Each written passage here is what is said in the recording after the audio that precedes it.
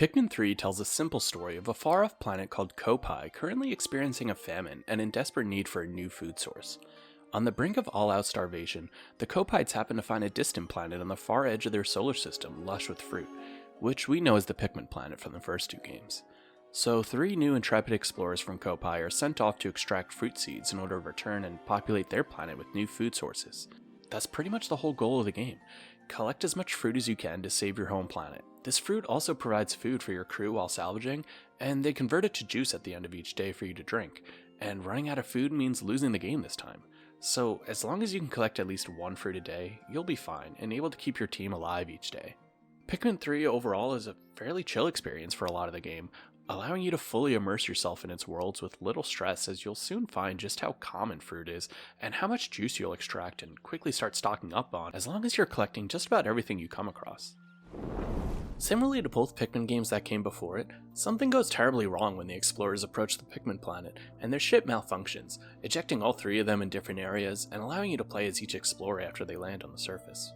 First up is Charlie, this stocky looking fellow that awakens in a snowy looking area, and this acts as one half of the tutorial for the game, as you quickly find yellow Pikmin first this time, just chilling on a can, and you can collect a whole bunch of them to help you take out some mushrooms blocking your path. Pikmin 3 was released for the Wii U in 2013, and takes full advantage of Nintendo's latest hardware at the time, benefiting greatly from the Wii U's HD graphics, being able to show much more detail in the environments with gorgeous new textures, lighting, reflections, and enemies, and you soon enter a cave in this game which stands out in stark contrast to the bright, vibrant outside we just saw. Which is when I first noticed just how much of an upgrade these graphics are from the past games. Charlie and the Pikmin gasp at something out of sight, and the game switches over to Alf, the second crew member, right after his descent to the planet. Alf falls in a small body of water as we see the cruise ship, the SS Drake, chugging along in the distance. Alf's section acts as the other half of the tutorial, as you find red Pikmin that can help you get the red onion, and already start making more Pikmin, and then you can use them to build this bridge to proceed on. It's so cool how you only need to throw one of them at a bridge piece, and they'll just keep returning to the pile to grab more and more pieces to build with until it's complete. It's clear the developers spent time finally tuning the Pikmin AI this time around, as there are just so many little quality of life improvements you'll get to experience when it comes to better managing these little guys.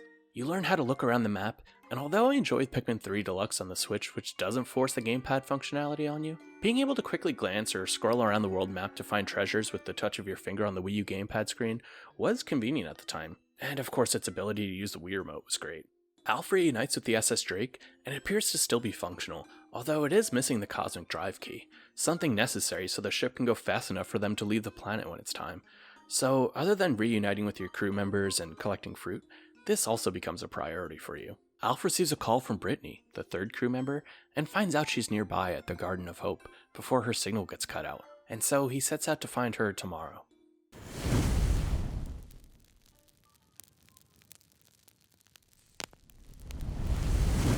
You set off to the Garden of Hope, and just like the Forest of Hope and Awakening Wood from the past games, it's a beautiful, lush, open area where you start off safe from any potential harm, where you can build up your army of red Pikmin, destroying walls, building bridges, and already finding a strawberry to bring back to your ship. You soon after find the new rock Pikmin in this cave, and can use them to break glass, which is used a bunch in this game in the form of glass walls that block your path, and these crystals that need to be broken to free all sorts of items. I love how caves are simply treated as extensions of the overworld this time around, allowing you to simply walk in and out of them freely. Brittany is found soon after, and you break down this glass wall containing her. Pikmin 3 carries on the tradition of having multiple captains to control separately and split up your Pikmin squads. You can even throw other captains just like a Pikmin in this game, and this adds some cool instances of needing to throw a captain to a far off spot or higher ledge to explore and have them open up a new pathway for you.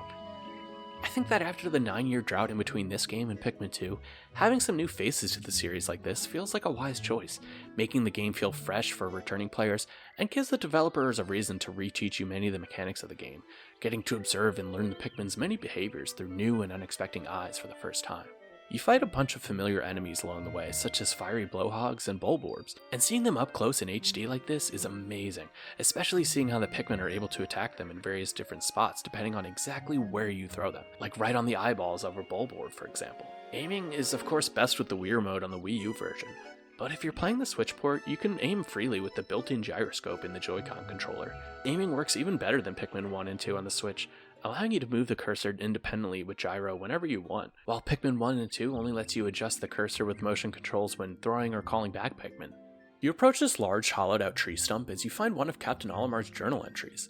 Olimar and even Louie are back exploring the Pikmin planet again, and were there shortly before your team even arrived. Olimar seems to have gone into this place looking for treasure, but was sensing danger ahead, saying he may not have made it out alive if anyone has found this journal.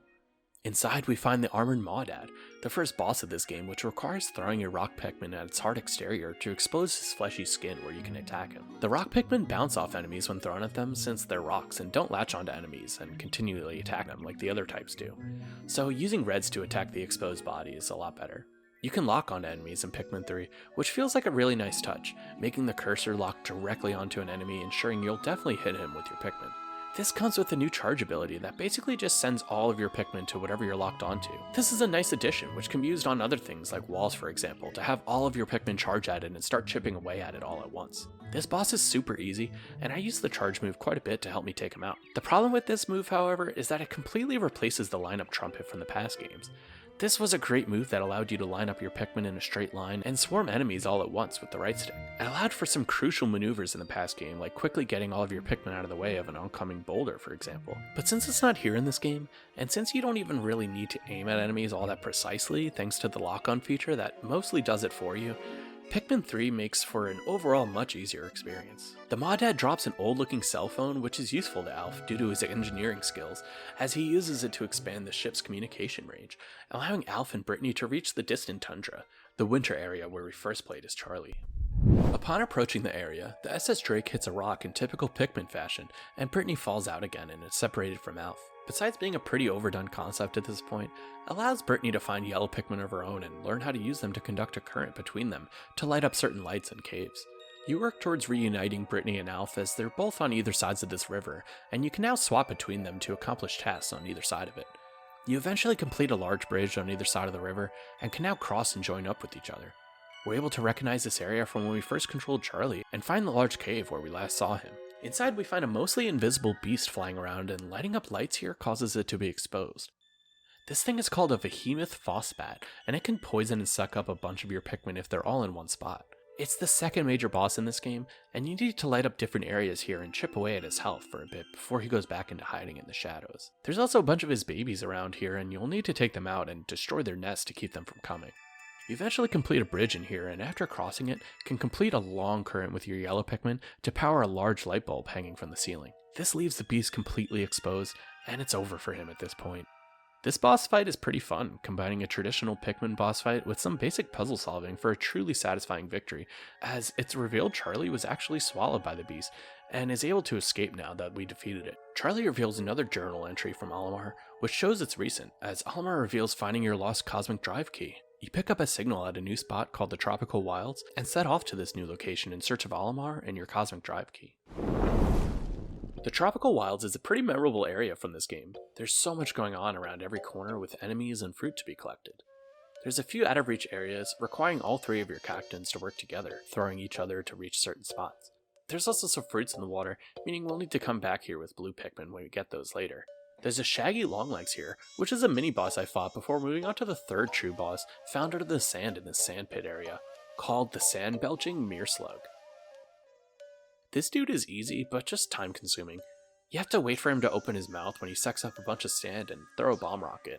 I mistakenly said any Pikmin can use bomb rocks in my Pikmin 2 video, but it's actually in this game where that's the case, and you need to throw bomb rocks in his mouth so it blows up and emerges, letting you attack it, similarly to the Emperor Bulblax from Pikmin 1. Killing it makes it cough up a somewhat more up-to-date cell phone and some juicy watermelon. The cell phone allows you to expand the ship range signals again, allowing you to access another spot, the Twilight River. Here we're greeted to a stunning area during the autumn season with fallen leaves all over the ground along a winding river with lily pads you and your Pikmin will need to jump on and ride down the river to access different areas. One of which is a cave with some bridge pieces in it, and completing a bridge here allows us to find the pink onion for the new winged Pikmin caught in the spider web. We defeat the spider and free the onion, which spawns a cute little guy that can fly around and pull up these roots from the ground. Winged Pikmin are some of the most helpful Pikmin types when it comes to collecting treasure, as they can cross over bodies of water with whatever they're carrying. They are quite weak, however, when it comes to fighting land enemies, but they are strong when it comes to fighting flying enemies. There aren't too many flying enemies overall in this game, but a major one is found here later that heavily requires them. You have the wing Pikmin lift this branch, which frees some more lily pads, which you can ride further down the river when you suddenly receive a shoddy distress transmission of Louie asking for the help of Olimar to come rescue him, explaining he's at the top of a tree and being held captive by some strange creature. Our explorers mistake Louie for Olimar, who they've been reading about, and after traveling further down the river and climbing up this giant winding tree, find Louie unconscious at the top, being swooped up by a bunch of these baby Scornets, revealing a giant Scornet Maestro, the fourth true boss, which can command all the tiny Scornets using his harp in between his mouth. This is where the wing Pikmin really come in handy, allowing them to handle all the small guys while you focus on the boss. Yellow Pikmin are good to help you reach and attack him with the extra height they provide. Defeating him releases Louie, who still appears unconscious, and you're able to have your Pikmin carry him back to the ship, just like in Pikmin 2. The next morning, your ship appears back at the Garden of Hope, and Louie is seen running out of the ship. Alf, Brittany, and Charlie emerge shortly after, explaining Louie took off with their belongings and juice supply. You go off after him and are able to explore much more of this area now, and I shortly after found and pulled up the blue onion using my wing Pikmin to release our first blue Pikmin. Now that I could explore underwater with blue Pikmin, this level and many of the others opened up a lot more to me. I was able to complete another bridge and find some more fruit, which is important since you're back at square one when it comes to your juice supply. I took out some mini bosses like this bug-eyed Crawmad and this Peckius Aristocrab that can blow bubbles and trap your Pikmin in them. There are just so many cool little interactions and animations you'll see performed by the Pikmin. The AI for the Pikmin really has seen quite an upgrade, meaning they do a much better job of getting tasks done and returning to you with less hiccups than before. They're overall quicker, so they can keep up with you better than before, even with just the leaf Pikmin. And when you have them sip up nectar in this game, which upgrades your Pikmin to flower Pikmin, making them stronger and faster, they do a much better job of conserving the nectar and only use what they need so others can collect more later, which didn't happen in the first two games. Pikmin will carry objects back to your ship just like before, but will often freeze in place when whistling over them while carrying something, as if to say, "Are you sure you want me to stop doing what I'm doing to join you?" Which helps a ton when it comes to collecting stray Pikmin that may be near other working Pikmin. There's also a Go Here command which you can issue to a captain in this game, which is extremely helpful as you can have them go anywhere in the map while you're off micromanaging something else with another character. The captain will tell you on screen when they've arrived at their destination, so you can swap back to them and do what you needed to. Also, my biggest issue from the first two games being the way you swap Pikmin is finally improved this time. The Pikmin in your squad are always down here at the bottom right, and all you have to do is hit the left or right bumpers to swap Pikmin types. The type selected will be thrown no matter what, even if the Pikmin is not directly behind you. As long as it's in your current squad, you're good to throw. Not to mention you can take out an equal number of all of your Pikmin types at once from an onion, and you only have one onion this time, combining all of your Pikmin types within it, which just saves a lot of time. It's all these little quality of life improvements that really help smooth out some of the frustrating issues from the past two games, and helps to fully realize the original concept of AI Pikmin companions. I finally finished this blue bridge, meaning I was ready to take on the fifth boss, the Quaggled Meyerklops. First you expose his eyeball, and then he stands up revealing the largest enemy we've ever witnessed in a Pikmin game. You need to attack his big round feet, but the fact that this battle takes place in the mud can make this quite tricky, as every step he takes leaves behind a large puddle your non-blue Pikmin can potentially drown in. He eventually stumbles over from attacking his feet, which is your chance to chip away more and shatter this crystal containing his head. He shakes you off and you need to just repeat the process of knocking him over again and attacking his head, while avoiding his large tongue which can lick up a ton of your Pikmin in one swipe. This was a pretty challenging yet rewarding boss to defeat, and beating it makes it cough up a melon and Louie, who is passed out again with all of your belongings. We get to see the SS Dolphin, Olimar's beloved ship, crashed in the distance here, and we soon bring Louie back to our ship again, as the ship labels him Food Thief. In my case, he was holding 39 days worth of juice, so getting it all back felt really good. Not that I really needed it. Later that night, Louie explains that the real Olimar is still out there, and can be found at the Formidable Oak, the final area of the game. Before going to the last area, I made sure to collect all the missing fruit I couldn't get earlier in the prior levels, as I always try to 100% this game. The levels themselves are really the standout feature in this game for me. They by far exceed the more drab, simplistic overworld areas of the first two games, and that's mostly due to the new graphics and bigger worlds Nintendo was able to create on more powerful hardware. Finally, I took on the Formidable Oak, and we first landed on top this tree stump that leads up to this large termite mound surrounding a larger tree stump. At the top we see Olimar passed out and this weird golden creature looking down at him. Upon approaching them, the creature absorbs Olimar, and we get to attack it, revealing Olimar again. The Pikmin are able to carry Olimar, but don't have any way to carry him back to the ship, so instead they follow Brittany, and you can control her through the inside of this tree stump, and the golden creature, called the Plasm Wraith, reassembles himself and comes after you. This place acts as one final dungeon similar to the submerged castle in Pikmin 2, where we first encountered the Water Wraith. We need to clear out paths with our Pikmin and take out enemies, all while avoiding this giant creature that is constantly following us and wants to take Olimar back. We can only stun the beast while we take out the walls blocking our way. Eventually we reach an exit and end up close to where we first landed. Here we can fight the Plasm Wraith once and for all, and this fight is just so awesome. We need to destroy the goop piles we pull off of him so we can't reabsorb them. He throws out these different cubes that each has a different element emitting from it, requiring all of your Pikmin types, as you'll need yellows to attack these cubes with plasma balls to avoid being electrocuted, reds to take out the burning cubes without being burned, and blues to take out these large water bubbles surrounding certain cubes.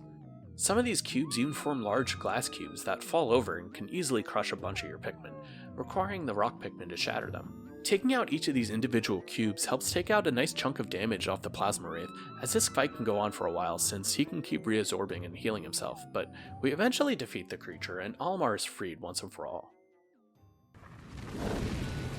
Olimar thanks the team for saving him and returns the Cosmic Drive key to you. The team can now head back to planet Kopai with their repaired ship and fully stocked cargo full of fruit seeds which can help cultivate their home planet with delicious food. Charlie offers Olimar and Louie a ride back to planet Hocotate since their ship is out of commission, and they all ride back home together as they look back and show their appreciation for the Pikmin's many hard efforts. Pikmin 3 overall is a very satisfying game to complete that tells a fun and interesting story through fresh eyes across many lush, gorgeous, high-resolution worlds. The HD graphics help create an atmosphere that is more lively than ever before, and the new Pikmin types add unique, creative new ways to achieve your goals and add new life to the series. It's really a shame the purple and white Pikmin were left out in the story mode this time around, but you can still use them in challenge mode. The characters in this title are just okay in my opinion. Alf and Charlie are fairly likable characters with little to make them opposable, but little to really make them stand out either. Alf is more the fearless hero trope, while Charlie has a bit more of a softer side despite being the captain of this expedition, and gets upset when Louie steals his beloved rubber ducky along with our other precious cargo. Brittany, however, is pretty rude and not a great team player at all, and probably makes for my least favorite character in the entire Pikmin series. She constantly makes remarks at the end of the day that she wishes she didn't have to share her rations of juice with the others, and Alf even accuses her of drinking more than her share at one point, which she denies. She doesn't appear very supportive towards the captain, and even scolds him for losing so many Pikmin at one point, even after he was already expressing feelings of shame about it himself. Besides the main trio, it's great to see the iconic Olimar and Louie return in this title, playing a major part in the plot of this game and creating a nice callback to the past games. In fact, Olimar has some separate side adventures in the Switch port of Pikmin 3, telling the story of how his company president somehow got himself into debt again after the events of Pikmin 2, and you get to play remixed smaller versions of the stages from the main game as Olimar and Louie before the events of the Kopite's arrival to collect fruit and help pay off the debt again. These levels are broken up into two parts. The first you get to play after completing the tutorial section of the main game, and lead up to Olimar's events at the Formidable Oak before you come there and save him in the main game. The second part happens after the events of the main game, and Olimar and Louie must return to salvage their ship that was left behind, still destroyed, as the company president scolds them for leaving it unrecovered. The goal of this part is to find the missing ship parts and restore the SS Dolphin, similar to the first game. You find a few of the pieces, and after 10 in-game days, face off against a golden version of the Shaggy Longlegs that is much tougher than before. Defeating him reveals the last missing ship part, and Olimar is now able to return home in the SS Dolphin, as you get to see a unique ending of the Pikmin saying goodbye with a unique song. Beating Olimar's side stories is pretty fun and adds new life into the existing stages of the main game, adding a few more hours of fun adventures for people looking for more content in the game. Pikmin 3 is an excellent entry to the Pikmin series, and I revisit it just about as often as I do Pikmin 1. This is mostly due to the length of the game and the level of challenge it presents to collect everything in the game, requiring less time to replay and go for 100% than Pikmin 2. It reminds me a lot of the feelings I had when I first started exploring the locations of the first game, and again, this is mainly due to the incredible detail that went into every level of this game. All the locations are new and memorable and feel like natural evolutions to the areas of the past games. The HD graphics are still as stunning as ever to this day, and really lend themselves well to a game centered around tiny creatures in a tiny Earth-like world that needs to show tons of little details. The Twilight River in particular is a highlight level for me, and I really love how the weather changes each day you revisit a level. Sometimes a level can be raining where where it was once sunny, and the lighting and reflections of light in particular are really stunning in this game. It's definitely the easiest game in the series, mainly due to the fact that you no longer really need to aim all that precisely with your cursor anymore, making the lock-on feature feel more like a handicap than the intended method of defeating enemies. The easiness factor isn't all that much of an issue, as it's still a rewarding title to complete regardless, but I feel it does rely on some of the other modes in this game to compensate for the lack of challenge and length of the main game. As mentioned earlier, there's a challenge mode where you can replay boss fights, fight as many enemies as you can within a time limit, or collect all the treasures to an area within a time limit. The treasure collecting is definitely the most fun, and there's a ton of extra levels to master here that aren't in the main game. There's also Bingo Battle, which is the multiplayer mode for this title. Pikmin 2 also had a multiplayer mode, but this one is much more fleshed out, requiring 2 players to battle head to head, collecting treasures from a bingo card. It's seriously a good time. All this content makes Pikmin 3 a great addition to the series, giving the players a competent and worthwhile experience that helped revive the series back in 2013 after a long 9 years of no Pikmin games. Things were looking up for Pikmin at the time, as only 2 years later, Miyamoto announced in an interview that Pikmin 4 was nearing completion, absolutely blowing the minds of fans, making them think another entry was soon on the way. But unfortunately, it wasn't for another 7 years from that announcement that we would actually see anything regarding Pikmin 4. That's a 10-year gap in between Pikmin 3 and 4, 1 year longer than the gap in between Pikmin 2 and 3. Pikmin 4 has so many great additions made to it that I hope can help future-proof the series a bit, giving life to more and more sequels in the future, as I feel Nintendo is far from exhausting all the innovative new ideas that can help push Pikmin further and further into the future. Join me in part 4 of my Pikmin series, where I go over the incredible new mechanics and gameplay found in Pikmin 4. I'll see you there. Thanks for watching, and don't forget to hit the like, subscribe, and bell notification icons so you can stay up to date on all my future videos.